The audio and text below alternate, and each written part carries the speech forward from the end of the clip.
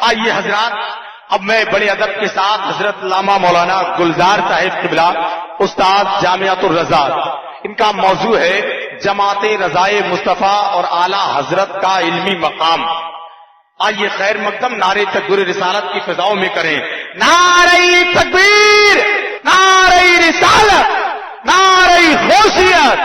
مسلک اعلیٰ حضرت، عشق محبت، عشق محبت، بستی بستی قریہ قریہ، جماعت رضائے مصطفیٰ، علماء اہل سنت، نعرہ تکبیر۔ صلی و نسلم علی رسولہ الکریم، اما بعد فاعوذ باللہ من الشیطان الرجیم، بسم اللہ الرحمن الرحیم۔ اولئک کتب فی قلوبہم الایمان وأیدہم بروح من، آمنت باللہ صدق اللہ مولانا العظیم وصدق رسولہ النبی الامین المعین المتین الکریم، ونحن على ذلك لمن الشاہدین والشاکرین والحمد للہ رب العالمین۔ برادران ملت اسلامیہ، آئیے ہم اور آپ مل کر سب سے پہلے گنبد خضرا میں آرام فرمانے والے آقا صلی اللہ علیہ وسلم کی مقدس بارگاہ میں جھوم جھوم کر ہدیہ درود و سلام پیش کریں۔ پڑھیں اللہم صلی علی سیدنا و شفیعنا مولانا محمد معدن الجود والکرم وآلہ وبارک وسلم، صلاۃ و سلاما علیک یا رسول اللہ صلی اللہ تعالی علیہ وسلم۔ اللہ تبارک و تعالی کا لاکھ لاکھ فضل و احسان ہے کہ آج ہم اس شامی آمنے کے نیچے اپنے مخلص، اپنے کرم فرما سیدنا سرکار اعلیٰ حضرت علی الرحمت والرضوان کی یاد منانے کے سلسلے میں جمع ہوئے ہیں۔ میرے عزیز دوستو، میرا جو موضوع ہے وہ جماعت رضائے مصطفیٰ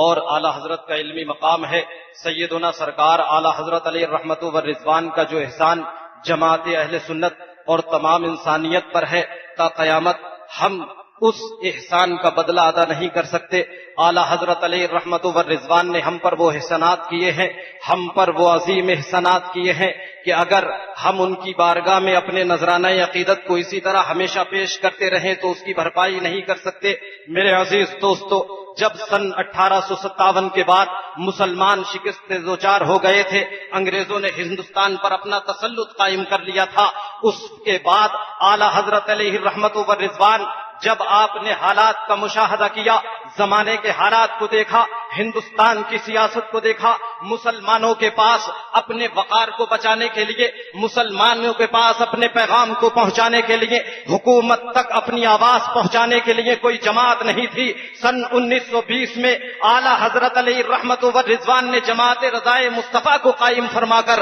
مسلمانوں کی اس خلا کو پر فرما دیا تھا، اور اعلیٰ حضرت علیہ الرحمت والرضوان نے سیاست کے میدان میں، جماعت کے میدان میں اہل سنت والجماعت کو وہ عظیم تحفہ عطا فرمایا تھا جو آج تک قائم ہے، اور یہ جماعت ہندوستان اور دنیا کے مختلف کوشوں میں اپنے کام کو نمایاں طور پر انجام دے رہی ہے۔ میرے عزیز دوستو، اعلیٰ حضرت علی الرحمت والرضوان اس جماعت کو قائم فرمانے کے بعد 2 سال کے بعد دنیا سے وصال فرما جاتے ہیں۔ اس کے بعد اس جماعت کی سرگرمیوں کو آگے بڑھاتے ہوئے آپ کے نور نظر، لخت جگر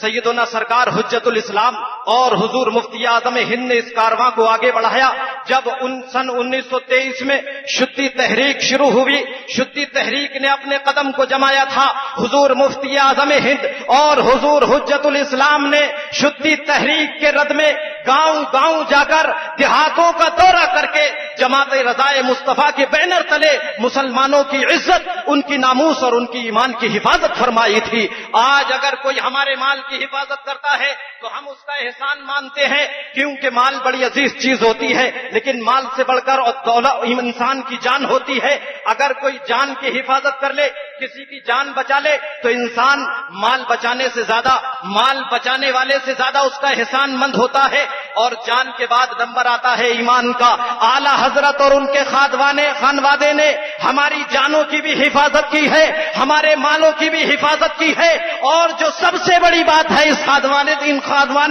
اس خانوادے نے ہمارے ایمان کی حفاظت کی ہے۔ آج اعلیٰ حضرت فاضل بریلوی رضی اللہ تعالی عنہ کا یہ فیضان کرم ہم پر برس رہا ہے۔ میرے عزیز دوستو، یہی جماعت اپنے کارواں کو اہل سنت والجماعت کی اتحاد اور ان کی جمعیت کو آگے بڑھانے کے لیے اس جماعت کا کارواں روا دوا ہے. آج بھی حضور تاج الشریعہ مد ظلہ العالی کی سرپرستی اور شہزادہ تاج الشریعہ علامہ اسجد رضا خان صاحب قبلہ کی صدارت اور جناب سلمان میاں صاحب کی نائب صدارت میں یہ جماعت اپنے کام کو آگے بڑھا رہی ہے. لہذا آپ اس جماعت سے وابستہ ہو, اس جماعت کے کارواں کو آگے بڑھائیں اور اس کی اپنے بستیوں میں, اپنے محلوں میں, اپنے شہروں میں جماعت رضائے مصطفیٰ کی برانچز قائم کریں. میرے عزیز دوستو, ہم اپنی جمعیت اور اپنے اتحاد کا نعرہ کسی جماعت کے بینر تلے لے کر چلیں گے تو انشاءاللہ یہاں بھی کامیابی ملے گی اور کل قیامت کے دن بھی کامیابی ملے گی. میرے عزیز دوستو, دوسری بات, اعلیٰ حضرت علی رحمت و رضوان کا علمی مقام. بڑے ہی مختصر الفاظ میں میں بات بتانا چاہتا ہوں. اعلیٰ حضرت فاضل بریلوی کی شخصیت ہمہ جہت شخصیت ہے, وہ عبقری شخصیت ہے. اگر مطالعہ کرنے والا اعلیٰ حضرت کی ذات کا مطالعہ کرے تو ایک محدث بھی نظر آئے گا, ایک مفکر بھی نظر آئے گا, اور اعلیٰ حضرت کی ذات میں اسے ایک عظیم علم کا مالک,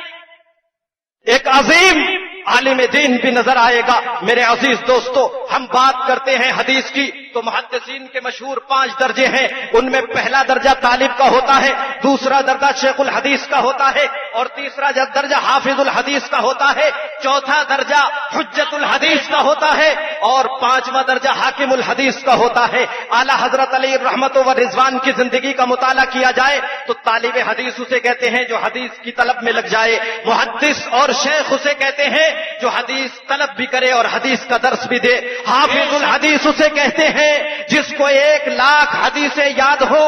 اس طرح کہ راویوں کے حالات زندگی پر بھی اس کی نظر ہو, ان پر جو جرح و تعدیل کی گئی ہے اس پر بھی اس کی نظر ہو, راویوں کے آخری زمانے پر بھی اس کی نظر ہو. جب اعلیٰ حضرت کی زندگی کا مطالعہ کیا جائے تو اعلیٰ حضرت کی ذات کے سامنے طالب حدیث کا درجہ بھی ہیچ نظر آتا ہے, شیخ کا درجہ بھی ہیچ نظر آتا ہے, حافظ الحدیث کا درجہ بھی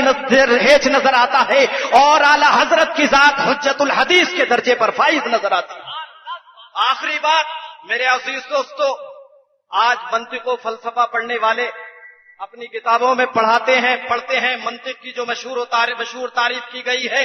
الصورۃ الحاصلۃ من العلم کی مشہور تعریف, الصورۃ الحاصلۃ من الشیء عند العقل. اعلیٰ حضرت علی رحمت و رضوان نے اس تعریف کا رد بلیغ فرمایا ہے, اور مناطقہ نے جو انسان کی تعریف کی ہے کہ انسان حیوان ناطق کو کہتے ہیں, اعلیٰ حضرت علیہ رحمت و رضوان نے اس کا بھی رد فرمایا ہے, اور اس کے ضمن میں جو گفتگو فرمائی ہے میرے عزیز دوستو, اگر اس گفتگو کو دشمن بھی پڑھ لے گا تو وہ یہ کہنے پر مجبور ہو جائے گا کہ اعلیٰ حضرت علی رحمت و رضوان کو اللہ تبارک و تعالی نے جو علم عطا فرمایا تھا یہ علم کسبی نہیں تھا, علم عطائی تھا, علم لدنی تھا. کیا بات ہے, بے